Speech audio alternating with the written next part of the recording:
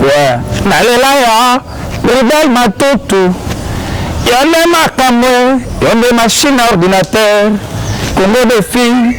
tozan pona yo, topesi yo longonyo. Patona mokili, Bribel Matoto, yonde makamwe. On reconnaît un prophète par sa prophétie et par son accomplissement. Donc, tant déjà massacre les autres et que c'est réalisé que il y a déjà que le comment de coco c'est ça parce que nous avons battu ton arrêté. Nous avons battu ta libanade. Donc ce qu'a le dit il est égalé et on a quoi de mine des années et ça que au moins nous tous ceux qui ça le monde en zéla en Zambie donner des choses à comment pratiquer des sentiments personnels. De monde tous ceux en a droiture jamais à pratiquer des sentiments. Église est premièrement base générale en Zambie. Le fait que l'église est comme Koko qui s'appelle domaine politique nakati, domaine de nakati. Donc on a vu, on a jamais le temps qu'un prophète apporte le peine de tout le bitonga. Donc on a jamais vraiment mon salaire ensemble plus sur l'église de réveil. On a jamais pensé à la complication comme makasi. Otena balandi ya chaîne YouTube Nabiso ya Congo Défi. Merci. Na confiance au pesa biso nga bino Mustafa Malembe mais na bisa bino wa kenobo mesana na ngai ba yanga bazala kawana coach Simonte ba mesana kolanda ngai tout ça la comme ça les ala rapport na actualité ce que ya pour actualité te ko ça la peine musala ote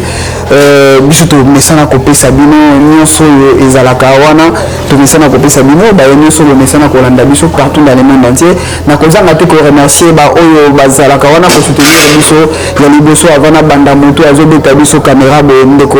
Joël Koke oyo tozalaka na ye na assistance Eli Sampo tokobeta masolo par rapport ya ba prophétie mboka na biso ekomi tope comment na ba prophétie po ndenge pe ezalaka na ntango ya kala nyonso bazalaki kosalela mboka babandaki kose référé na ba prophète nde yango mpe na mboka na biso lelo oyo po mboka ekende baprophétie ebimaka est-ce que baprophétie wana ezalaka ya solo est-ce que baprophétie wana ezouta na nzambe est-ce que lelo église ya Congo ezokende wapi bamosusu baloba église ya Congo ezokende na chite bamosusu baloba église ya Congo eza normal boyokani ezali tokomeka kobeta yango na ndeko moko déjà bamesana kotala ngai bamona déjà tosala na ye baémission lelo nazwi après plusieurs temps baconfirme ye bacoronavirus tozwaki ete mais après confinement lelo toye na siège na ye na église na ye église Ebenezer ndeko prophète Jérémie lisu bya nzambi prophète Jérémie lisu bya nzambi tomeka susu kosolela na ye maetali mboka maetali prophétie mais yango nakopesa ye mbote prophète Jérémie mbote papa na ngai nasepeli makasi papa Mustafa nasepeli makasi mbote lisusu boni santé te santé eza normal kaka ndenge tokutani so après confinement ndenge tokutani kaka après confinement baannée vraiment ezwi presque une année boni ministère effectivement le ministère se passait bien ils ont tambola quand ndenge okoti musala mission se passait place malgré tout tozali na confinement mais nzambe na moni santé nzambe abateli vraiment mais eleki ya yo te vraiment eza ambiance ya nini prophète Jérémie oza prophète des nations bayo balandaka yo bayebi na oyo tosololaka lelo mboka na biso ezokende ndenge nini par rapport ya bavision par rapport nde nalobelaki mambo ya prophétie oui effectivement mboka na biso ezokende malamu kokoso ezali te malgré moi mipepe oyo epase ya covid mais mboka na biso eza na kimia sur tout le plan donc tout marche bien rien que oyo tozomona mpe na miso c'est ça tout marche bien par rapport à nyonso tozomona na miso prophète Jérémie tokota na vivre vraiment tolekango mpo toyeli vraiment kolobela mpe moko ya soirée prophétique osalaki awa dimanche la semaine passée mais toloba oyo ezoleka na mboka etanke prophète tokutani na yo tolobela makambo mboka nde natuni yebi mboka ezokende malamu mais kotala baprophétie lelo ezobima na mboka na biso prophète Jérémie avant nano natuna yo kotala baprophétie oyo azoloba oyo alobi ndenge mosusu prophète mosusu aya bimi acontredire yango est-ce que na bino basali ya nzambe bomoko ezali mpona mboka. Oui, effectivement, papa ndeko Mustafar nayebi ke ngai naza parmi baprophète oyo ovandi na bango oyo omona vraiment oyo tosakola ekokisama na mboka. Donc ce que moi je peux dire eza juste kocritiquer ou bien polémique te à ce qui concerne la prophétie na mboka na biso. Prophétie nzambe alobaka na biteni ebele oyo akoza na capacité mosusu nzambe alobeli ye oyo mpe na capacité mosusu nzambe alobeli ye nyonso wana yango tobenga corps du Christ. Mais malgré prophétie ezopesama prophétie nyonso ezaka prophétie te ya mosusu mpe eza basentiment ya nzoto mosusu mpe eza bonganga mosusu mpe eza ya nzambe mais bareconnaîtraka un prophète par l'accomplissement de sa prophétie. Donc c'est un peu ça, mais d'après tous mes prophéties eza déjà na mboka ya kobeba makasi, c'est ça. Bandimaka prophétie par rapport à l'accomplissement ya maloba wana, c'est ça. Mais olobi mpe lisusu ke prophétie eza kobeba na mboka oyo toloba lelo baye misusu balobi eutai koleka président de la République akosala deuxième mandat te prophète Jérémie mpona yo koloba ndenge nini? Bon tozali koannule te mais selo oyo molimo na nzambe aotalisa si à moins que nzambe alobeli bango na coin na bango ki akosala deuxième mandat te. Je ne suis pas politicien, mais tout ça juste pour nous ainsi de l'Éternel. Donc moi je le parle selon Nzamba Lobelingai. Isaac Ndeko Tshisekedi, Félix Excellence, à cause d'un mandat Mibalo peut soit débordé dans le troisième mandat. Selon Nzamba Talisina pour Namboka, c'est un peu ça. Pour nous, Nzamba Talisio a le Canada deuxième mandat. Ce qui peut être Sali Malam ou à Matina troisième mandat. Mais le peut la prophétie nous fait le bagage que ce qui te commis en décembre, peut-être excusez, président de la République à cause de l'envie. La prophétie on a pu le lire ça maté de Jérémie et le bandit. Effectivement, papa Mustapha n'a dit que tout ça a toujours émission peut te le rassurer la vérité prophétique. Donc, on reconnaît un prophète par sa prophétie et par son accomplissement. Donc, tant déjà massacre les autres et que c'est réalisé que il y a déjà que le comment c'est parce que nous avons battu ton arrêté. Nous avons battu donc ce qu'a le dit i étiqualé i. Donc ça veut dire je ne peux pas contredire parce que toutefois que Samba le bel qui bon que ma belle n'a pas la grâce il y a ba prière il y a peuple de Dieu grâce peut y a un encadrement zalaki ils ont pas permettre c'est ça. Vous signalez que c'est vraiment photo totale à moi caméra du bosso. Prophète Jérémie le peut le belaka la prophétie en boka ndeko moko il peut avoir prophète prophète des nations. Ndeko pasteur de Nile si a le dit que apparition il y a ex-président de la République Nabiso le sénateur a vu Joseph Kabila apparition na yo na sali yango na Sénat na télévision prophétique mais azomona ke eza kozonga il y a excusez il y a président Joseph Kabila na pouvoir tokoki koloba ni mpo lelo oyo akomi alobi na ndenge na yo mpe alobi na ndenge na yo pa prophète Jérémie akoki mpe kobakisa mpe sur maloba wana. Oui effectivement papa nayebi ke masako lebetaka libanda te donc je parle na ce que balandi na biso nyonso bazolanda biso donc sur apparition ya ex-président ou sénateur en vie Raïs Kabange donc nzambe alobeli nga vraiment eloko mosusu te. Mais je reste juste sur ce que le Saint-Esprit m'a dit, que mon conjo hasard pour le moment, je ne suis pas mon de test, il y a la partie politique, mais je parle rien que ce que le Saint-Esprit me dit. Donc, pour voir et continuer toujours à beaucoup en place. Donc, c'est un peu ça. Ndenge le baïga tout le bapé que prophétie motuna moto le bana ndenge na ba sentiment pe ba tozala ka effectivement mais le to kota to le mwana manda prophétie to le voto ba église ya Congo église ya Congo et ce tambola ndenge effectivement église ya Congo et ça na biteni ni balé na ko parler sur l'église ya Congo d'abord eloko ba bengi église ezali to bengi yango mwasi ya Kristo donc ndaku ya Nzambe. Église est premièrement base générale ya Nzambe. de fait que l'église est comme Koko qui s'appelle domaine politique nakati, domaine belé nakati. Donc on a vu, on a jamais le temps qu'un prophète apporte le plein de Totongel Bitonga. Donc on a jamais vraiment mon salaire ensemble plus sur l'église de réveil. On a jamais pensé à la complication comme Makasi. Donc les autres sur selon mon lit monté mais comme on selon les autres abattus. C'est un peu ça. L'autre selon les autres abattus, tout le bélalélé par rapport à la représentation, il y a l'église.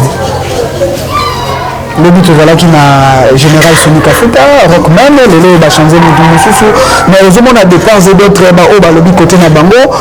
ba o ba lobby likambo ba lobby pe na côté na bango prophète Jérémie tango na bontu na biso batu ko candidaté nous assure que na bonzambe pe boza la moko pe tout tambo samboka malamu na mukanda makombe le biso était jamais batumi bali bakotambola nzela moso bazamba yokani te nayebi koyoka makambo wana ezobambe makasi même na bachaîne toyoki yango mingi moi en tant qu'un prophète de Dieu et des nations aussi également ndenge boyebi yango nazomona vraiment évolution ndenge ezali komarché bomoko ezali te bomoko ezali te mingi base ya badésordre nyonso ekoti na kati ya église de réveil eza plus focalisé sur babien propre et matériel et sur la puissance politique. Donc tant que déjà tous les bons autres tous côté na molimo en tout cas molimo les sous cause les sous place na kati tomate des autres les amakasi les amakasi to kochité nani mona ma dernière question par rapport à makambo toujours de l'église à Congo prophète Jérémie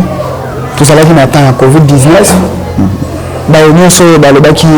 ba dimo ezala na ba Orange Money ba dimo ezala na ba M-Pesa prophète Jérémie peut pratiquer kiango peut soutenir kiango dès que Mostafa a mis tout le monde la question il y a des pièges makasi donc bon on les a secrets jamais cause bilé il y a des qui va passer en Lyon donc on décalé à bilé na Lyon parler à Kayaye donc c'est que moi je peux dire aussi comprendre la réponse déjà c'est ça cachement prophétique cachement prophétique tu as besoin de confiner l'église banda tu landa qui aux amouteux peut connecter cachement prophétique dimaki donc prophète Jérémie excusez que le bac tout cela qui kaka ba de confiner l'église ont ma boba de c'est absolument cachement prophétique. Oui, c'est un problème à cachement prophétique donc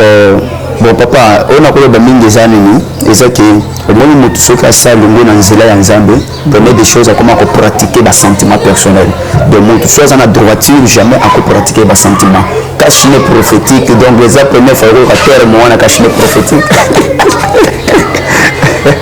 donc vie de l'ennemi cachine prophétique na mboka donc ezalaki kaka badeconfine pendant le temps ya maladi cachine prophétique ezalaki te donc wana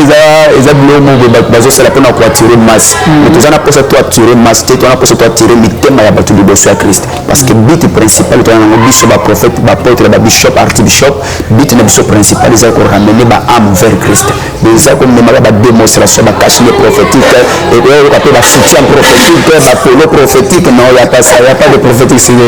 base ya bacachine wana donc c'est bien ça papa merci tokoti na oyo falaki tolobela lelo toyoki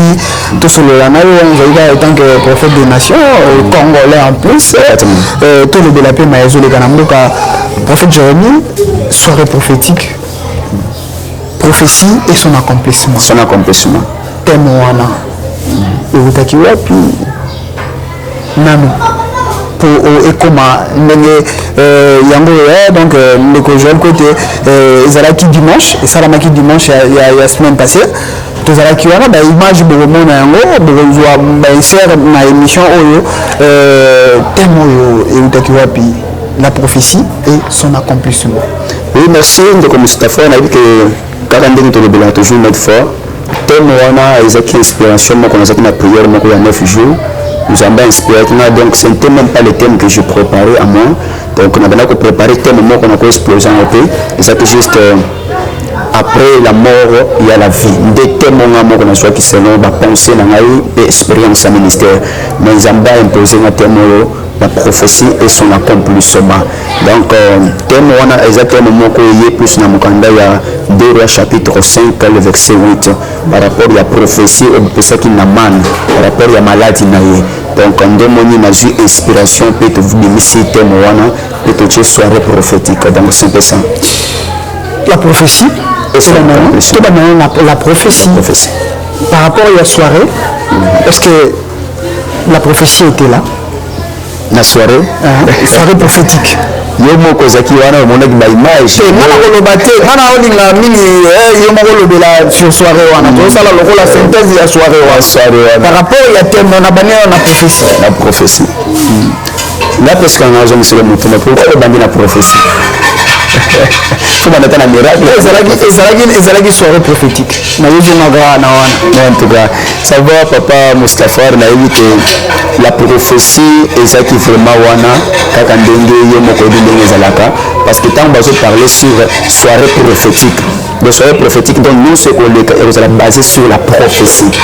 Because on a basé sur la prophétie comme dans le bas qu'il a fait passer sur l'année na ba étape wana non ça ba image aujourd'hui j'avais vraiment commencé à parler sur les 3 prophéties. La première prophétie qui est la parole de Dieu parce que massako le bosso il le bananzambe. Seulement un prophète a olinga le bananzambe te donc amusarolité. Deuxième prophétie c'est la prophétie orale et tout misana ba langue tikotak. Troisième prophétie c'est bandoto na le bela donc na ba image aujourd'hui qui ont déjà bandiko ba comment on peut. Donc na bazaki plus prédication na sur la prophétie orale et tout bien prophétie avec langue. Donc prophétie avec langue betama qui vraiment ndenge sengela qui peut bandiko la qui tikotak le fondement qui ndenge ka ko bindenge makambo za qui simple. Le fondement qui te montre qui makambo le cas dimanche prophète Jérémie na tonaka ko ba lamba na noté prophète Jérémie a placé un miracle na sitani na ministère na ye. Miracle bon miracle les années le comme autre place en mingi avant ça le matin mais ils avaient un imprévu il y a pas tout ça là parce que ce que nous avons bêta toi dit boya beaucoup mon miracle boya beaucoup ma basse lanza le publicité le miracle c'est le monde imprévu et des fois bien qui va boiter mais avec la ya moni boiter habitué donc on les a bien on va imprévu ensemble avec bien qui va boiter avec la ye à moni mais boite habitué oyo benga ki wana salimite nzambe approuvé na babilo ko misusu donc ça veut dire miracle les élo comme boy tanwa kitakaye mo nda sa aide mambo ça doit être marketing nzambe et ça ba makionate exactement et ça makionate et makionate ba cérémonie l'invocation te neto lo ba lelo ba ebele na lobby par rapport ya na lobby dossier wana par rapport ya ba toyoka ba mususu ba benisaka ntango lobby keno obenisaki ba koka avec ya moni est-ce que ça te keno ba musu pesa ki bien to beki ya wana pe bo ya tamboli prophète Jérémie ah non jamais to ko sala le ko wana soki to bani ko sala yango ko sala ngo lelo lobi ko sala lobi kuna soka bimana mpoasa kaka et puis ko bimana pe carrière de bimbala moko c'est pour cela tout tika kanzambe yo mo sala musala na ye tout tika kanzambe a travailler ndenge ya linga ko travail donc c'est ça. Parlons de l'accomplissement. La prophétie et de son accomplissement. Pourquoi na cet accomplissement toloba maloba na maloba na maezolanda yango na si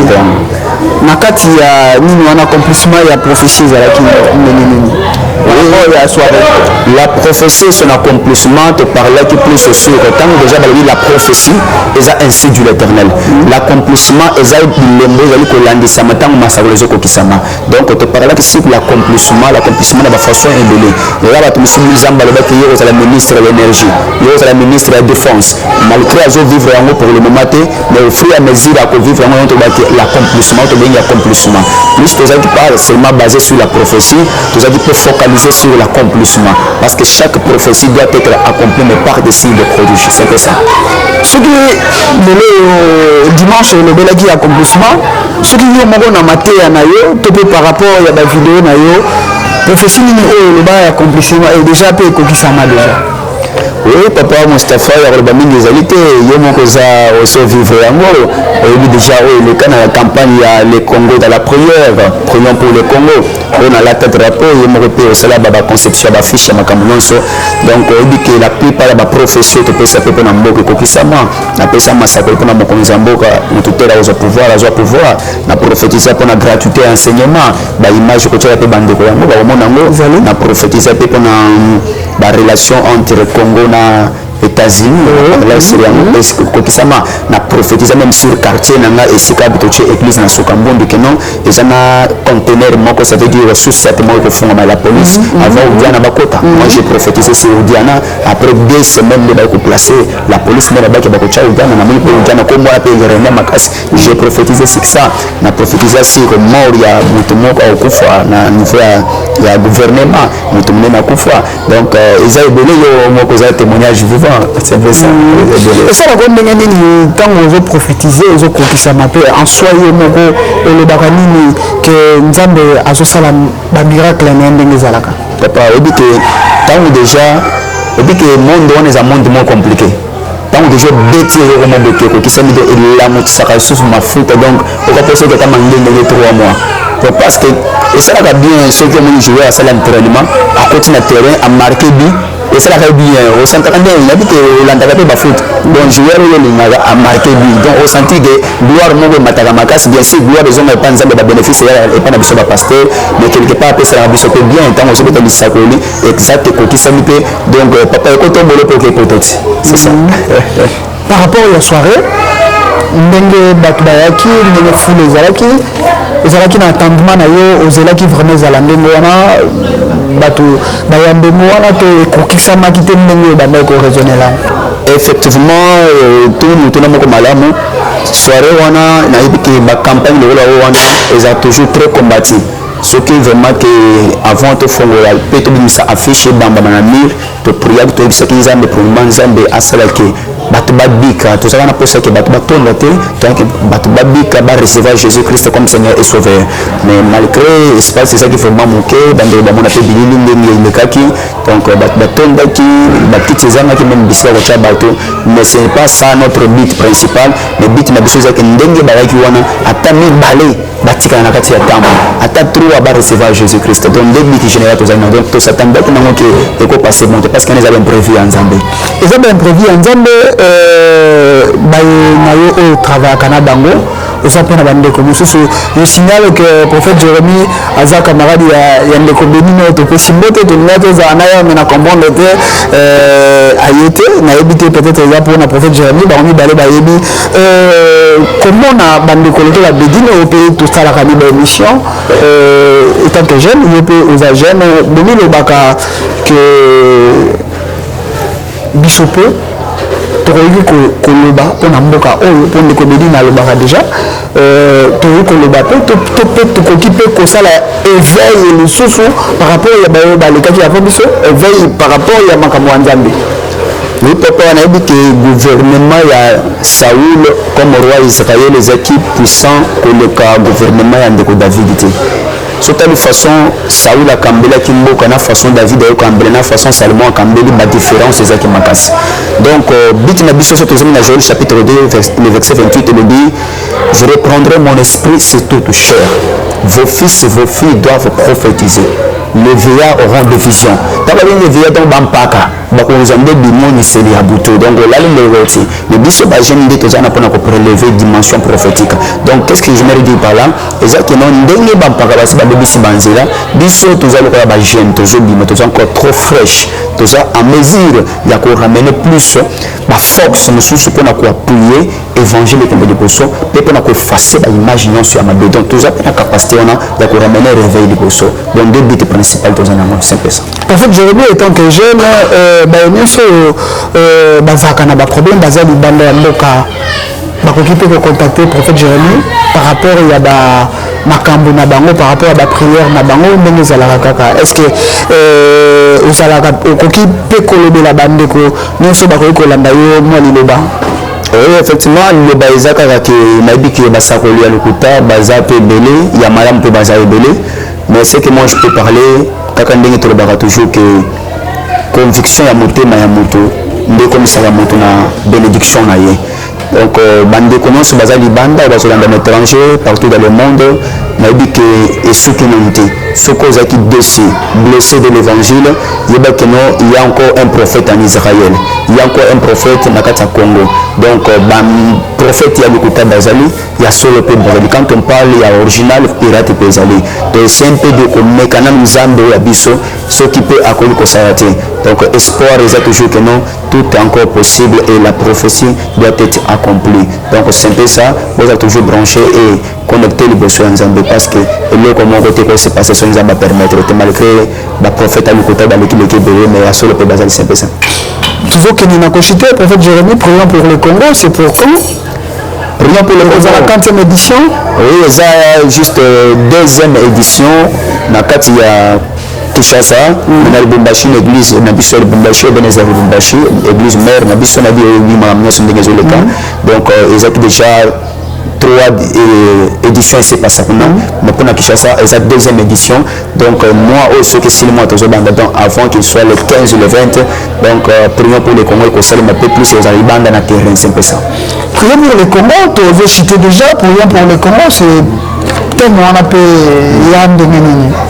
Oui, inspiration tellement on appelle ça en plus vie. Les alités moko na banda pe ko préparer en côté donc ba imprévu toujours dans le bac en Zambie nazaki na ba prière mon mangengenge le Seigneur m'a révélé que non malgré on est en train de prier pour les gens on est en train de faire tout ce qui est possible mais quelque part nous devons aussi prier pour notre pays donc congolais nzamba ba ki pourquoi na botani congolais il faut que nzamba ça ta na botamata égyptien na botamata mais ce qui nzamba permettre que nabi ma prophète na kata Congo précisément pe na Kinshasa ça veut dire alba un jour na kozala mutu moko itine na kata Congo c'est pour na bimisi le kwana malgré ba campagne mission se passer tous toujours ensemble na yo na bonda ke le kwana ezala le moit kana mitu ya bato rendez-vous sacré donc prions pour le Congo mutu so ba ke mboka na ngai fona sambela pona yango parce que massa c'est beta évangile côté ya maté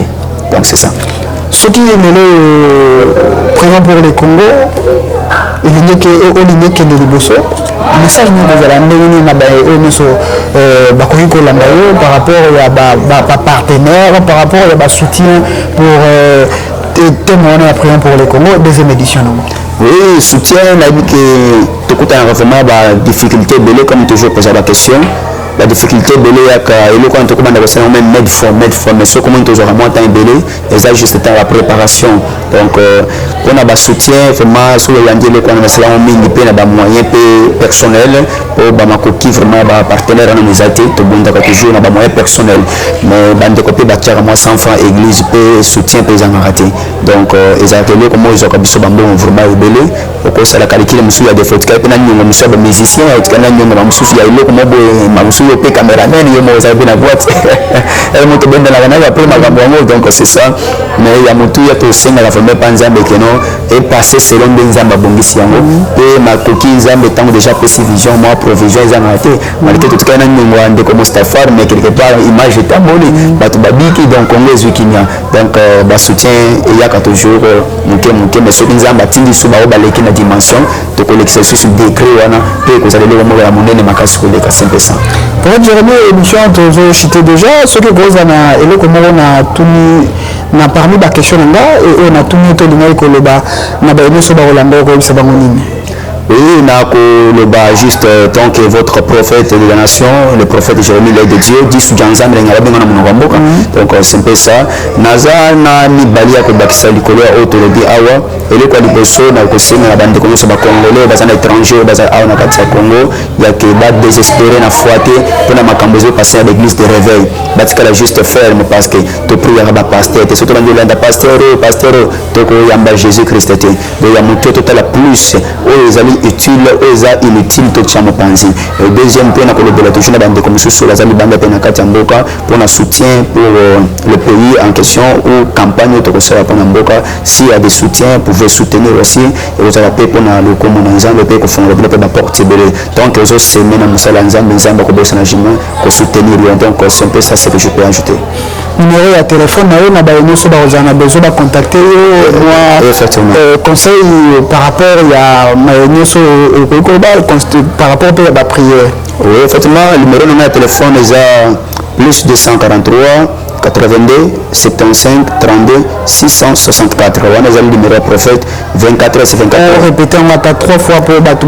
numéro nanga ezali boye plus 243 82 75 32 664 82 75 32 664. C'est ça mon numéro 24 et 24 WhatsApp Facebook ba compte tout sur ce numéro là et puis naza wana pona ko ba appel chaque temps c'est ça. Merci. On est avec le prophète Jérémie, Dissoudi Nzambi, Nénémo Albiel Ngabal, Baona Mnogamboka, Otoyaki, na temple de Tourbaka l'église Naye, Ebenezer, Tozalaka Naye, vraiment Balanda Rabicho, Balanda déjà Magé Zuma Mikole Belé, mais tous ont dit déjà par rapport à Moussala, Nenge, il fallait tout ça les langues. En fait, Jérémie, mais moi, dernièrement, par rapport à nous, ceux qui peuvent causer un remerciement, par rapport à une soirée prophétique, la prophétie, son accomplissement, la soutenir qui, ceux qui peuvent remercier. Effectivement, merci papa. Nazo peut simplement merci Nanzambo a peut simplement capacité parce que nazo qui peut accident, d'accident, malgré Nanzamba permettre de donc on appelle merci la famille Mobimba Ebenezer et va soutenir qui vraiment na kati premier na temple Ebenezer ba chaque mois 200 francs 1000 francs pour nous soutenir le Nzambe. Remercier pour partenaire bande mboka dans un étranger bande ko ba latisa qui na pemko campagne et baza awa Nzamba la ba qui c'est le bien vraiment ebelé na bande ko ba soutenir que baza na posa ko soutenir na pesi bambote na mingi na mama Zizele Nzamba pambolo skazali na papa go na pesi bambote na mama Vero Nzamba mona ye na pesi mbote na mama nangai nana cancer nana dingaka papa héritier ikele bangoto donc na auditorat Nzamba mona bango vraiment na pesi bambote na ngabele na équipe na ngabobimba ba pasteur toko vraiment kotanga ba kombo nsoté na bo sanité mama Mado c'est Christine c'est Jolima Nzamba mona bino donc que le bon Dieu vraiment vous bénisse abondamment et richement na bo sanité ko pesa merci na papa na biso Mustafa te tous années pe ensemble donc grâce na epé que toujours passer en direct na émission donc batuni so zali banda mboka be pambo na papa Joe Bisikazali pambo ma papa Kevina be pambo ma vraiment ebele mboka pe pambo ba konza mboka pe majorité la opposition n'a pas le temps que votre père spirituel au nom de Jésus-Christ. Notre boss a mis le commande de Gossis comme vous, tu peux sur un mot pour dire que boss a qui est ça qui est tout coup là, le Gossis comme vous vraiment mot de naïs kozali. On a pas aussi saboté, ça qui a marché, bah au bazana sima, bah au bas soutenir la musala, au biso ça la sima caméra, donc je vais côté et puis l'assistance et l'issambo au tous à la vraiment équipe vraiment de base tous à la vraiment pour ça là, musala mon cordon mon DG le man de Lumba mon vieux Badumboli agence madame il y a consul qui m'a dit l'autorité morale il y a bana chang il y a Kabo Mwamba donc conseiller spécial il y a bana Chine propre tout ça là qui marche à bana Chine propre la vidéo amis bana Chine propre nyonso partout dans le monde entier il y a consul qui m'a dit Massanangai Trésor Boulankai Emmanuel Moussa Ravel Boyenga le boss Bredel Matutu Bébé maman princesse Chango Nabana Nyeso ici Kabozali Kalou Djikon de petit frère à moto donc tout le monde a besoin de dans ma campagne donc na GB na mon fléri KEK donc agence KEK Kalou Djikon de agence donc on a besoin vraiment nous dans le but moi car il y a bien moi il y a propre banni nous contacter là on peut savoir la détail il y a agence KEK donc Kalou Konde agence donc on a petit frère il y a moto ya maïnga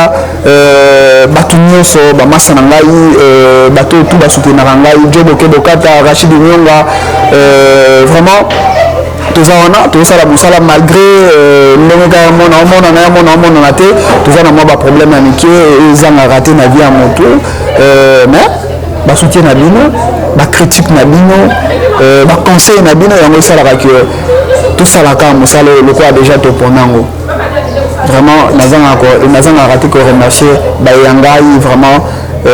bozala wana ona bossa na raté ya Mustafa ko bange vinanga merci mouvement na bossa na raté vous s'abonner massivement. Tout côté un numéro mosusu. Bye. Congo Défi, tout ça nous maïli, tout ça c'est malade surtout partout dans le monde quoi, tout le monde. Congo Défi, Rebelle Matutu.